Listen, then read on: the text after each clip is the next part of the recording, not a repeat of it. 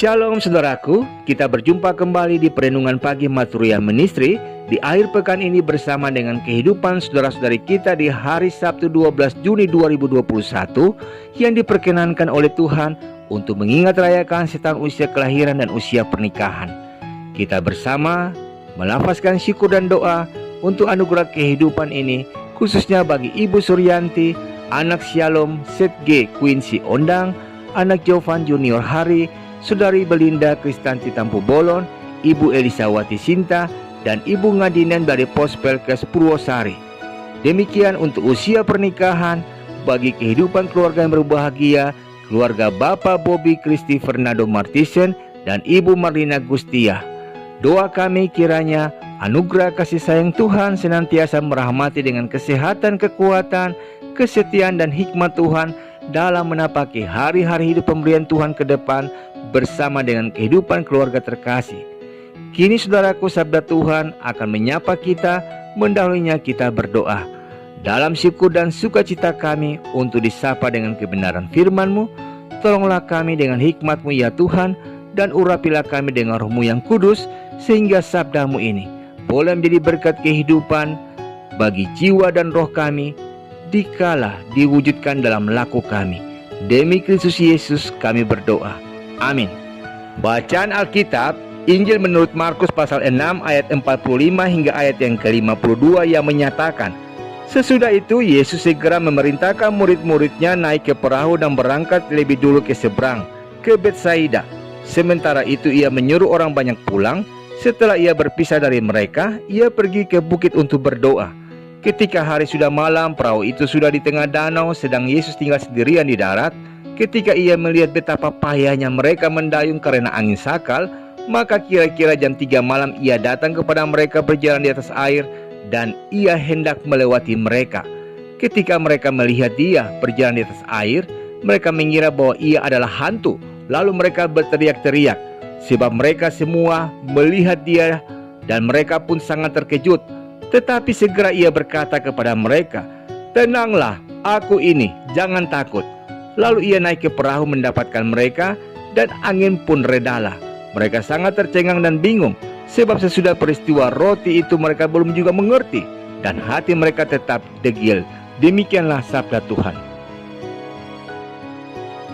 Saudaraku, dalam perikop bacaan kita ini dikatakan Yesus menyuruh para muridnya untuk lebih dulu menyeberang ke Betsaida.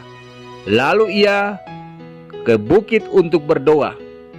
Namun ketika Yesus sedang berdoa, para muridnya sementara bergumul, berjuang dengan susah payah melawan angin sakal.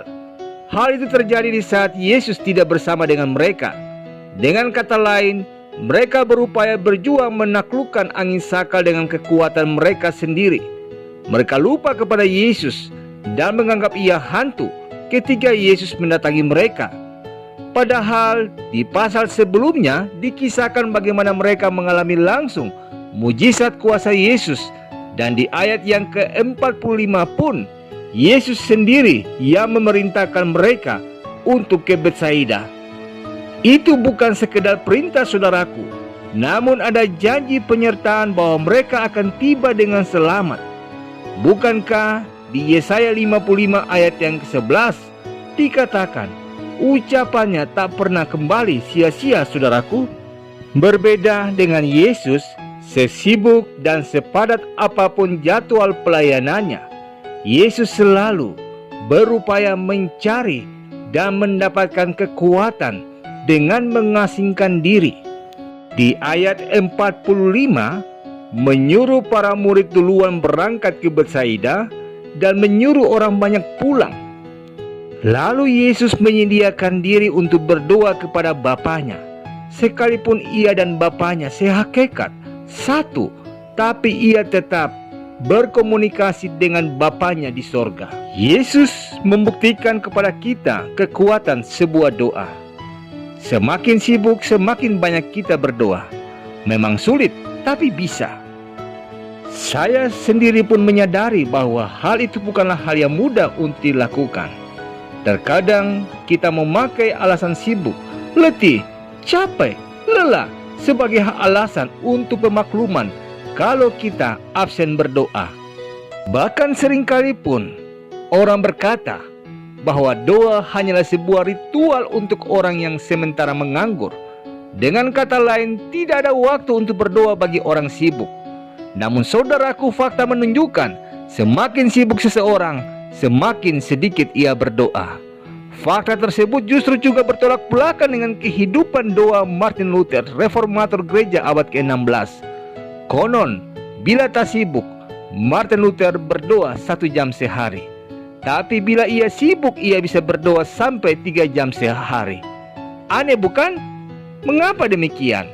Karena Martin Luther sadar semakin berat beban yang ia pikul, semakin dibutuhkan kekuatan sebagaimana Yesus melakukan hal demikian.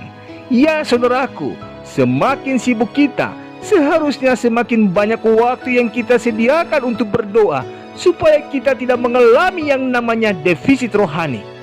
Jika kita mengalami defisit rohani, bisa-bisa kehidupan rohani dan iman kita menjadi kering, bahkan mati. Karena itu kita diingatkan bahwa nyatanya Yesus tidak sekedar memberi pelajaran tentang doa, tapi Yesus sendiri menjadi teladan dan contoh yang nyata tentang seperti apa membangun kehidupan rohani, iman yang sehat di tengah-tengah kesibukan dan gumulan hidup kita. Saya pikir sesibuk-sibuknya kita saudaraku, jelas kita kalah sibuk dibandingkan Yesus. Jika Yesus saja bisa berdoa di tengah kesibukannya, mengapa kita tidak bisa? Andalkan Yesus saudaraku dengan selalu berseru kepadanya melalui kekuatan sebuah doa. Amin. Saudaraku, mari kita sehati dalam doa. Puji syukur dan terima kasih ya Bapa, untuk hari yang baru dan sabdamu yang menyapa kami di saat ini, mengingatkan setiap kami untuk senantiasa terpaut denganmu melalui komunikasi doa.